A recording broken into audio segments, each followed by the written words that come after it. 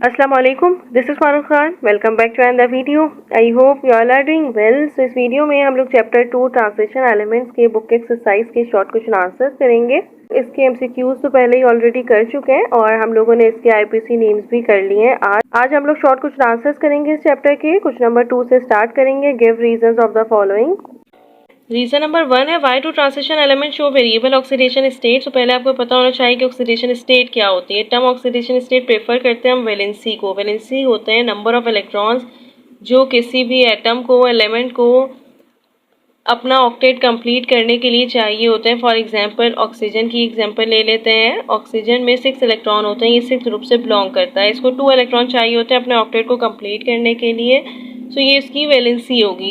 यहाँ पे translation elements की बात हो रही होती है. वो शो करते हैं वेरिएबल वैलेंसीज. उनके पास वेरिएबल ऑक्सीडेशन स्टेट होती हैं. हम ये कह सकते हैं कि इनके पास 3d और 4d ऑर्बिटल में बहुत कम डिफरेंस होता है. दैट्स वाई ये ऑर्बिटल्स टेक पार्ट करते हैं बॉन्ड फॉर्मेशन में और इनकी वेरिएबल ऑक्सीडेशन स्टेट होती है. जैसे कि अगर आप ले लें स्कैंडियम होती है, फिर है ना टाइटेनियम होता है, फिर वेनेडियम होता है. वेनेडियम की एग्जांपल ले लें. वेनेडियम का एटॉमिक नंबर होता है 23 और इसकी जो ऑक्सीडेशन स्टेट होती है वो होती है 4s2 3d3 और एर्गन आ जाता है. अब क्या होगा कि अगर आप इसमें से 4s इलेक्ट्रॉन को रिमूव कर देते हैं तो ये ऑक्सीडेशन स्टेट को शो करता है +2. और अगर एडिशन में 1 2 और 3 इलेक्ट्रॉन्स 3d इलेक्ट्रॉन्स लाइक निकाल सकते हैं आप. 3d ऑर्बिट से इलेक्ट्रॉन्स को रिमूव कर सकते हैं तो यहाँ पे एडिशनल ऑक्सीडेशन स्टेट भी शो करता है. उसमें आ जाता है +3 +4 +5. तो इसलिए हम ये कहते हैं कि मैक्सिमम ऑक्सीडेशन नंबर हमेशा नंबर ऑफ 4s इलेक्ट्रॉन्स को प्लस करते हैं नंबर ऑफ अनपेयर्ड इलेक्ट्रॉन्स से. तो आपके पास ऑक्सीडेशन नंबर आ जाता है.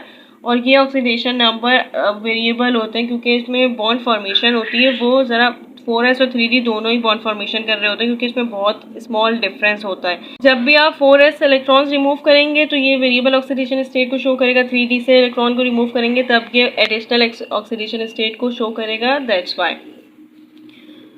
अब क्वेश्चन नंबर 2 है why translation elements have ability to form alloys. So translation elements के पास ये एबिलिटी होती है कि वो एलॉय फॉर्मेशन कर सकते हैं. ये एलॉय फॉर्मेशन इसलिए होती है क्योंकि ना इनके पास एटॉमिक साइज में बहुत ज़्यादा सिमिलरिटीज़ होती हैं. सिमिलरिटीज़ की वजह से दोनों जो एलिमेंट्स होते हैं, जो एटम्स होते हैं, वो एक दूसरे के साथ मिक्स हो जाते हैं ईजिली विद वन अदर. वो फिर एलॉय फॉर्मेशन हो जाती है. एलॉय में ना 1-2 एलिमेंट ज़्यादा होता है. लाइक आप ये कह सकते हैं कि एक एलिमेंट किसी के साथ मिक्स होकर एलॉय की फॉर्मेशन हो गई. जैसे ब्रास, जैसे ब्रॉन्ज. आपकी बुक में एग्जांपल भी दी हुई है, कंपोजिशन दी हुई है, आप वो भी देख सकते हैं.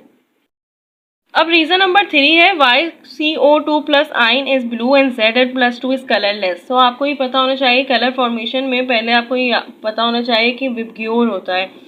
लाइक ना उसमें कॉम्प्लीमेंट्री होता है. रेड कॉम्प्लीमेंट्री होगा ग्रीन के, आप ऐसे याद रख सकते हैं. यहाँ पे वॉयलेट कलर कॉम्प्लीमेंट्री होता है येलो के, रेड कॉम्प्लीमेंट्री होता है ग्रीन के और ब्लू कॉम्प्लीमेंट्री होता है ऑरेंज के. सो ये विबग्योर आप याद रखिएगा. इसमें क्या होता है कि कलर फॉर्मेशन होती है. जब भी कोई एलिमेंट एब्जॉर्ब करेगा एक कलर तो उसके कॉम्प्लीमेंट्री वो रेडिएट करेगा. ये होता है ऑब्जॉर्प्शन एंड रेडिएशन. यहाँ पे अपेयर हो रहा है वो ब्लू क्योंकि ये एब्जॉर्ब कर रहा होता है रेड कलर को. रेड साइन कलरलेस होते हैं because of presence of paired electrons. इनके पास अनपेयर्ड इलेक्ट्रॉन्स एब्सेंट होते हैं. दैट्स वाई जब भी आप कलर फॉर्मेशन पढ़ेंगे ना CFT थ्योरी होती है, इसमें होता है ये क्रिस्टल फील्ड थ्योरी होती है. इसमें मैंने बताया भी था जब हम लोग MCQs कर रहे थे तब मैंने बताया भी था कि इसमें ना आउटर एलिमेंट्स स्प्लिट हो जाते हैं हायर और लोअर में. अब जब भी इलेक्ट्रॉन्स के ऊपर लाइट पड़ती है तो वो जिस लाइट को एब्जॉर्ब करते हैं उसके अपोजिट को रेडिएट करते हैं. इसकी वजह से कलर फॉर्मेशन आती है. अब यहाँ पे जो जिंक के पास है वो 30 एटॉमिक नंबर है इसका और इसके पास कोई भी अनपेयर्ड इलेक्ट्रॉन्स प्रेजेंट ही नहीं होते. जब अनपेयर्ड नहीं होंगे तो कोई भी DD ट्रांसलेशन नहीं होगी और इसकी वजह से ही कलरलेस शो होता है. रीजन नंबर 4 है why chromium exists in 4s1 3d5 configuration but not in 4s² 3d4. तो आपको पहले पता होना चाहिए कि स्टेबिलिटी ऑर्डर क्या होता है. स्टेबिलिटी ऑर्डर फुली फिल का ज़्यादा होता है as compare to half filled और हाफ फिल्ड का स्टेबिलिटी ऑर्डर ज़्यादा होता है पार्शली फिल्ड के.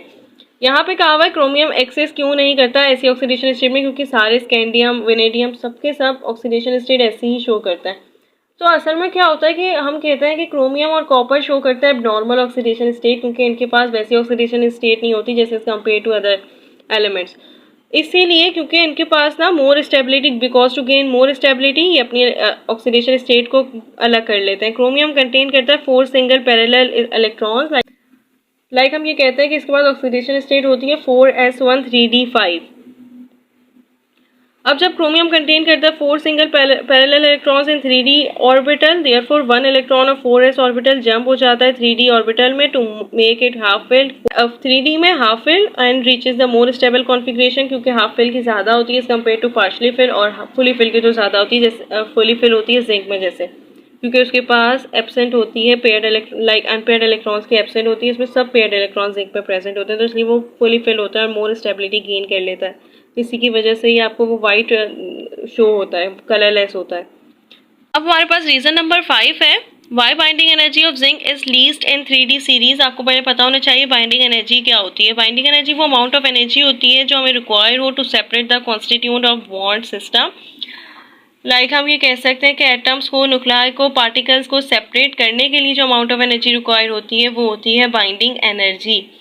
ये डाउन द ग्रुप हमेशा डिक्रीज हो रही होती है ट्रांसलेशन एलिमेंट्स में, क्योंकि down the group atomic size increase हो रहा होता है, एटॉमिक नंबर इंक्रीज हो रहा होता है, न्यूक्लियर चार्ज भी डिक्रीज हो रहा होता है। अगर आप अलॉन्ग द पीरियड देखेंगे ना तो उसमें न्यूक्लियर चार्ज इंक्रीज हो रहा होता है और एटॉमिक रेडियाई या एटॉमिक साइज हम कहते हैं वो डिक्रीज हो रहा होता है। पता होगा कि down the group translation elements में एटॉमिक साइज हमेशा इंक्रीज हो रहा होता है, एटॉमिक नंबर इंक्रीज हो रहा होता है और शील्डिंग इफेक्ट रिड्यूस हो रहा होता है। हम ये कह सकते हैं कि शील्डिंग इफेक्ट होता है, रिपल्जन होती है बिटवीन इलेक्ट्रॉन्स के। डाउन द ग्रुप हमेशा आपको चार्ज, न्यूक्लियर चार्ज डिक्रीज मिलेगा, जबकि अलॉन्ग द पीरियड अगर हम बात करेंगे तो न्यूक्लियर रेडियाई या एटॉमिक रेडियाई, एटॉमिक साइज हमेशा डिक्रीज हो रहा होता है अलॉन्ग द पीरियड और न्यूक्लियर चार्ज इंक्रीज हो रहा होता है। उसकी वजह से बाइंडिंग एनर्जी हमेशा इंक्रीज हो रही होती है अलॉन्ग द पीरियड में, जबकि डाउन द ग्रुप डिक्रीज हो रही होती है। उसकी वजह से ना हमें कम एनर्जी चाहिए होती है to remove the electron 3D में, इसीलिए जिंक सबसे आखिर में आता है और जिंक में फुली फिल होता है। मतलब क्या है, इनके पास ना अनपेयर्ड इलेक्ट्रॉन्स की एब्सेंस होती है, इनमें पेयर्ड इलेक्ट्रॉन्स सब प्रेजेंट होते हैं। सो दैट्स वाई हम ये कहते हैं कि बाइंडिंग एनर्जी हायर होती है ऊपर के एलिमेंट्स में, और ये अट्रैक्शन होती है like strong attraction to their outermost D electrons की वजह से बाइंडिंग एनर्जी ज़्यादा होती है, जबकि डाउन द ग्रुप हमेशा जो अट्रैक्शन होती है वो डिक्रीज हो रही होती है। दैट्स वाई बाइंडिंग एनर्जी भी डिक्रीज होती है।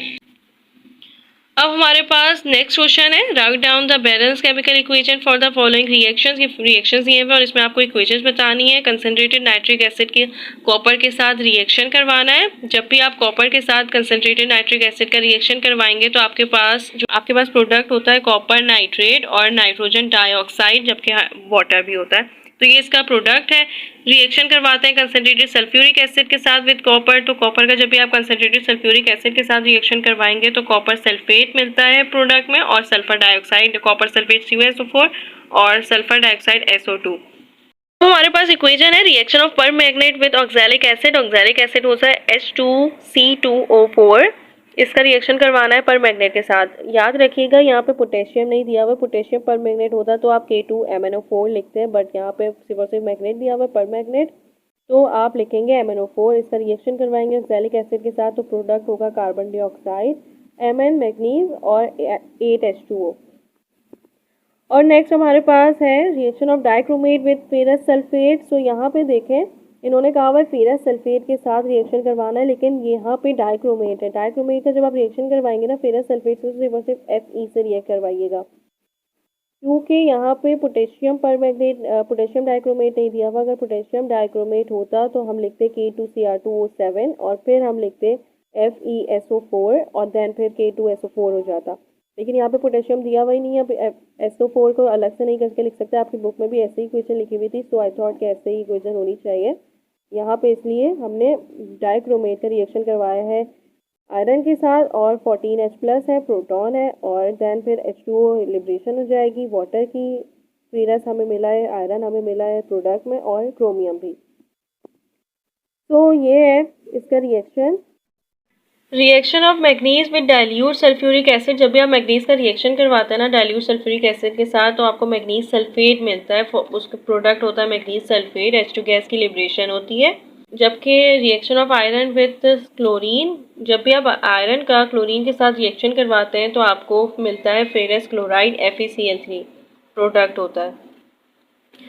क्वेश्चन नंबर 4 है, why D block elements are called outer transition elements. इसको आउटर ट्रांजिशन एलिमेंट्स इसलिए कहते हैं क्योंकि ये S and P block elements के बिटवीन होता है पीरियोडिक टेबल में, इसलिए इसको कहते हैं transition elements, outer transition elements. और F ब्लॉक एलिमेंट्स को इनर ट्रांजिशन एलिमेंट्स कहते हैं। आप इसको ना याद भी रख सकते हैं कि ये 3D सीरीज कहाँ से स्टार्ट होती है, कहाँ पे एंड होती है, वो MCQs में भी आ जाता है। जैसे स्कैंडियम से जिंक होती है 3D सीरीज, यट्रियम से कैडमियम होती है 4D सीरीज, जबकि लेनेशियम से मरकरी होती है 5D सीरीज। तो वो आपको याद रख करना है।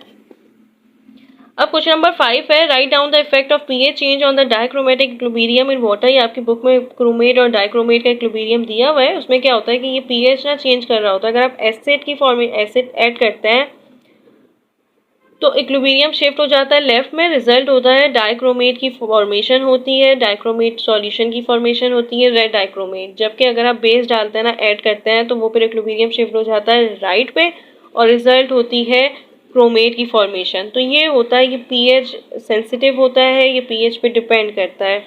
हम ये कह सकते हैं कि जब भी हम लोग किसी भी डाइक्रोमेट को डिसॉल्व करते हैं वाटर में एट न्यूट्रल पीएच होती है 7 से कम पीएच होगी तो वो एसिड होते हैं, और 7 से ज़्यादा पीएच होती है तो वो बेस होता है 14 तक।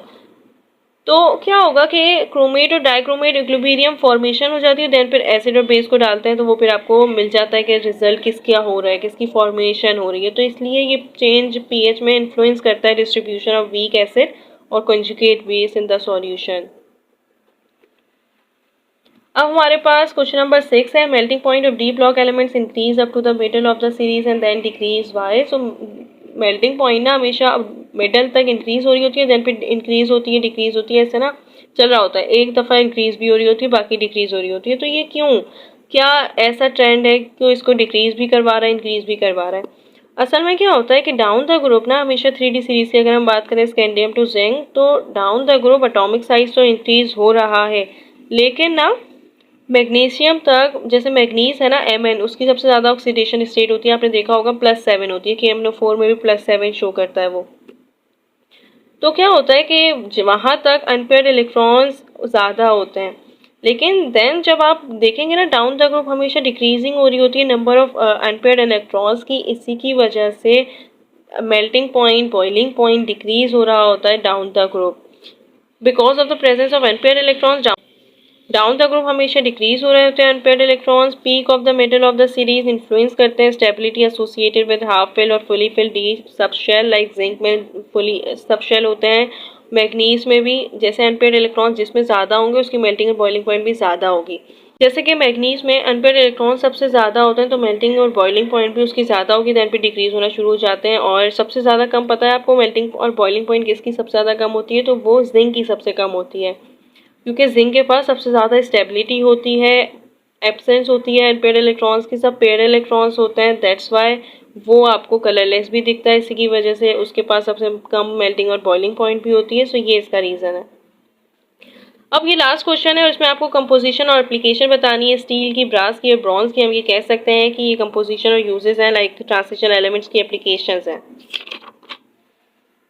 एलॉय कंपोजिशन और एप्लीकेशन, स्टील, आयरन, क्रोमियम और निकल इसकी कंपोजिशन होती है। एप्लीकेशंस है कि ये कटलरी और सर्जिकल इंस्ट्रूमेंट को बनाने में काम आता है। ब्रांज की जो कंपोजिशन होती है वो कॉपर और जिंक होती है, जबकि ब्रॉन्ज की होती है कॉपर और एल्यूमिनियम। ये मेटल्स को और स्टैच्यूज, कॉइन्स को बनाने में काम आता है। जबकि ब्रास है ना, ये ऑटोमोटिव पार्ट्स होते हैं उनको बनाने के लिए काम आता है। तो ये इसकी एप्लीकेशन थी। आपकी बुक में ऐसे ही चार्ट बना हुआ था, आप भी चार्ट बना के लिख सकते हैं, ऐसे अच्छा लगेगा। That's it. आई होप आप लोगों को समझ आ गया होगा। इंशाल्लाह नेक्स्ट वीडियो में हम लोग इसके लॉन्ग क्वेश्चन आंसर्स करेंगे। मैंने केमिस्ट्री के नोमेनक्लेचर भी करवाना है, इंशाल्लाह जल्दी करवाऊंगी। All the best to all of you. अल्लाह हाफिज़।